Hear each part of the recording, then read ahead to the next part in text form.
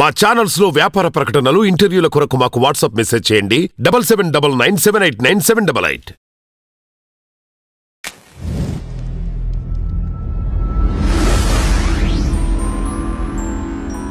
Hello అండి, నేను doctor Sriranjani, gynaecologist and fertility expert, practising in Sanath Nagar, Balaji health care. IVF అంటే in vitro ఫర్టిలైజేషన్ని IVF అంటారు. యూజువలీ ఇప్పుడు ఐవీఎఫ్లో కనుక మనం తీసుకున్నట్టయితే హార్మోనల్ ఇంజెక్షన్స్ మనం ఇవ్వడం జరుగుతుంది. యూజువలీ మనం day 2 to day 11, day 12th day వరకు ఇస్తామన్నమాట. ఈ బేసిక్గా ఇంజెక్షన్స్ ముందు గురించి చెప్పే కంటే ముందు ఐవీఎఫ్ ఎవరికి చేస్తాము, ఐవీఎఫ్ ప్రొసీజర్ ఎలా స్టార్ట్ అవుతుంది అనేది ఫస్ట్ చెప్తాను. ఐవీఎఫ్ గురించి చూసుకున్నట్టయితే యూజువలీ మనము రిపీటెడ్గా అంటే చాలా రోజుల నుండి ఎలాంటి ప్రాబ్లమ్స్ లేకుండా కూడా చాలా రోజుల నుండి చాలా ఫర్టిలిటీ ట్రీట్మెంట్స్ తీసుకొని అన్నీ ఫెయిల్ అయిన వాళ్ళకు లాస్ట్ ఆప్షన్ కింద మనం ఈ ఐవీఎఫ్ ప్రొసీజర్ అనేది చేయడం జరుగుతుంది. నెక్స్ట్ ఈవెన్ హస్బెండ్కి ఏమన్నా మేజర్ ఇష్యూస్ అంటే లైక్ స్పర్మ్స్ చాలా తక్కువ ఉన్న వాళ్ళకు కూడా ఐవీఎఫ్ ప్రిఫర్ చేస్తాము.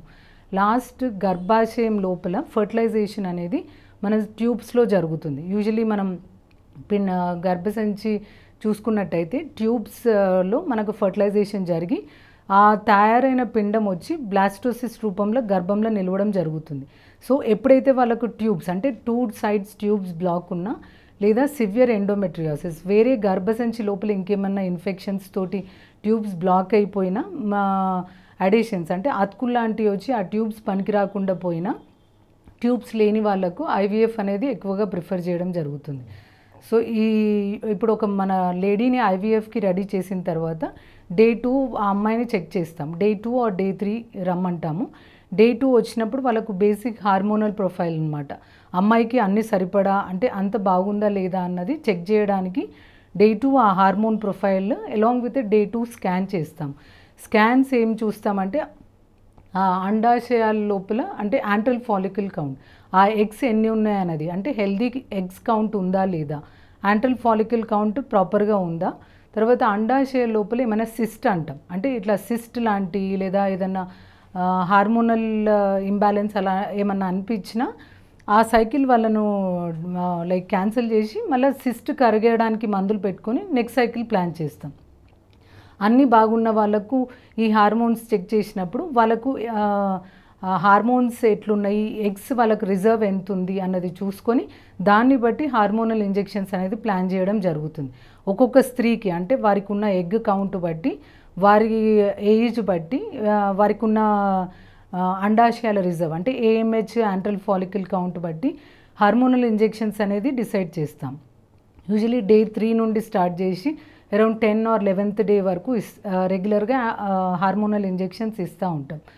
అది ఇప్పుడు మనం ఒక డోస్ స్టార్ట్ చేసినాము డే 2, డే 3 అని అన్నప్పుడు సేమ్ ఇంజెక్షన్ ఇవ్వాలన్నది కూడా లేదు. అరౌండ్ డే 5, డే 6 మళ్ళీ ఒకసారి వాళ్ళని చెక్ చేసుకుంటాము. చెక్ చేసుకొని మనకి కావాల్సిన గ్రోత్ అంటే ఎగ్ ఫాలికల్ మనకు అనుకున్నట్టు పెరుగుతుంది అనుకుంటే we will continue with the same dose. Day 6 అలా మళ్ళీ యాంటగోనిస్ట్ అని ఇంకొక ఇంజెక్షన్ యాడ్ చేస్తాం. అది ఒకవేళ డోస్ సరిపడా లేదు లేదా పెరగాల్సినంత ఎగ్ పెరగట్లేదు అంటే we will increase the dose. So అది సరిపోతుంది అనుకుంటే will continue the same dose. మళ్ళీ around 10th or 11th day we will recheck అనమాట. మనకి కావాల్సిన ఎగ్ సైజ్ అంటే 18 to 20 mm egg size, number of follicles ఎన్ని వచ్చినాయో చూసుకున్నాక దాన్ని బట్టి మనం ట్రిగ్గర్ ఇంజెక్షన్ అనేది ఇవ్వడం జరుగుతుంది. ట్రిగ్గర్ ఇంజెక్షన్ మనం ఇక అమ్మాయిది పికప్ అంటే ఎగ్ పికప్ స్టార్ట్ చేసే ముందు we give a trigger injection 36 hours before.